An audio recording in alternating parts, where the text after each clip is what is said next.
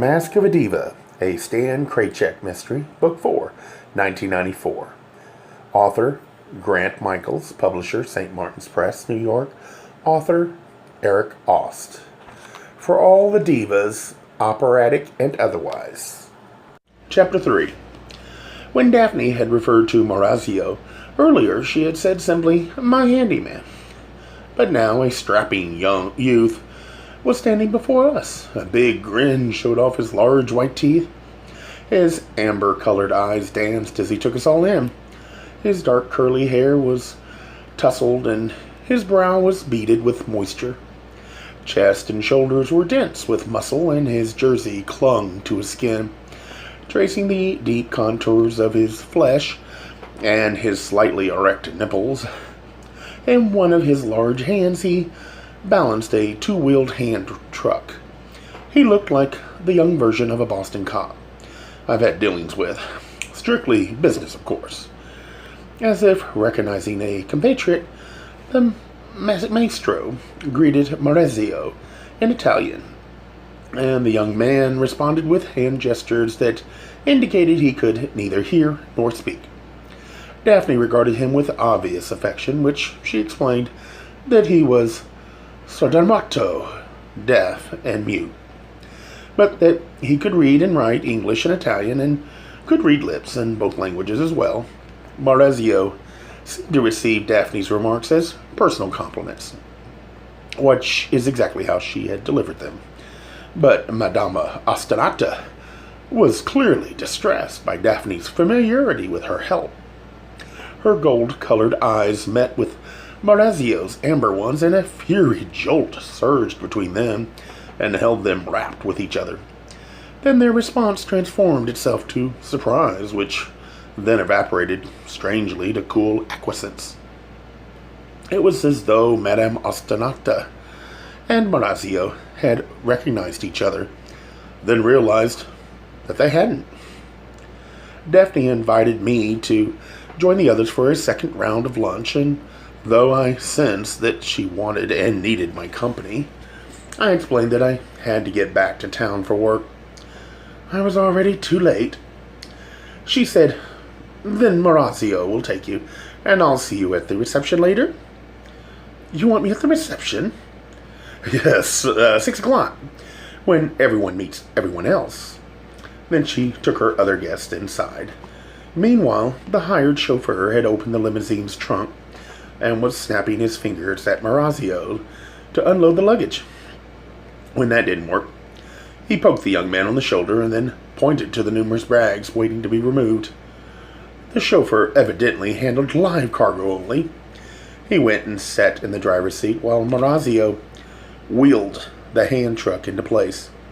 I watched the interplay of his back and shoulder muscles, the tensing of thighs and loins as he lifted the heavy bags out from the limousine's truck and piled them onto the hand truck. When he was done, he slammed the trunk lid closed. Within seconds, the chauffeur started the limo and drove off.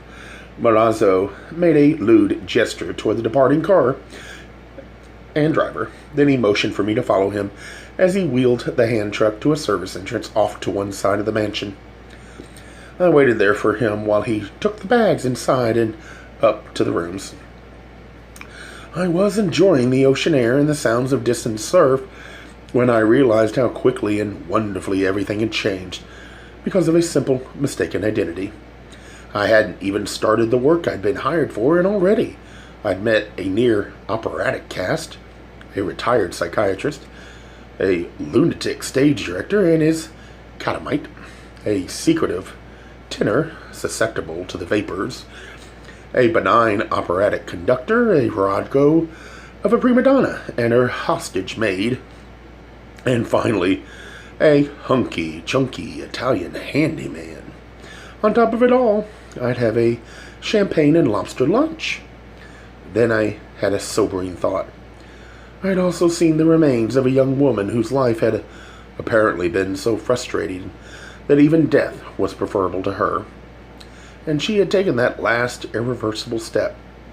Maurizio reappeared and put my single bag on the hand truck. Then we walked together toward the far edge of the front lawn, where we turned onto a flagstone paved path. The low, verdant growth along the path had been meticulously cultivated to resemble an English country garden, replete with bronze statuary, a verdigris-covered fountain depicting Neptune and his consorts, and a filigree iron bench flanked by marble urns and set into a secluded alcove. Frozen Foods had obviously endowed Daphne's second husband with extraordinary means to exercise ordinary bad taste. But one thing all the frou-frou couldn't lessen was the soft, tumbling sound of ocean waves from far below, a constant, soothing whisper carried by the clean sea breeze. As Marazzo and I strode along the path, the low shrubbery gave way to borders of higher, denser greenery, pruned and shaped to create a secluded arcade that neither wind nor ocean sounds could penetrate. Only our soft footsteps were audible now. Just ahead of us, the path split. The fork was marked by a statue, a generously muscled and endowed young Orpheus, with his lyre. I paused in front of it. I could have been my lover, whose firm ex-dancer's body was still as sculpted as the polished bronze of that statue. Marazzo's eyes met mine, and he winked. I saw the dilemma already. My godlike lover was 3,000 miles away in Paris, while the salt of the earth was standing and grinning not 2 feet from me. I'd need a new mantra, and fast. I wanted to be faithful. I really did. In the clearing ahead was the cottage that would be my home for the next 2 weeks. It had been freshly painted a pale green, the color of spring buds. It was a salt box style, but all on one level and with numerous multi-paned windows all around. To the right of the front door was a cozy, screened-in porch. Marazzo opened the door, and in we went. The scent of fresh-cut flowers pervaded the main room. A round table near one wall was graced with an extravagant bowl of fruit. Lucky for me, Jonathan Bayers had passed up the cottage. I wandered into the bathroom, and Marazzo followed me. He laid my heavy bag down at the foot of the bed without a sound.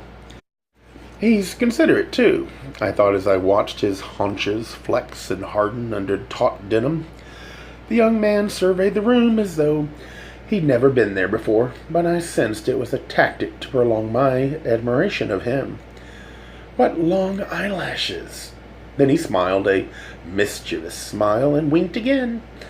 But I made a sign that we should drive to town. He shrugged and nodded, and away we went. Gay Mysteries audiobooks. I think it is easy to hate a label, but a face humanizes the word.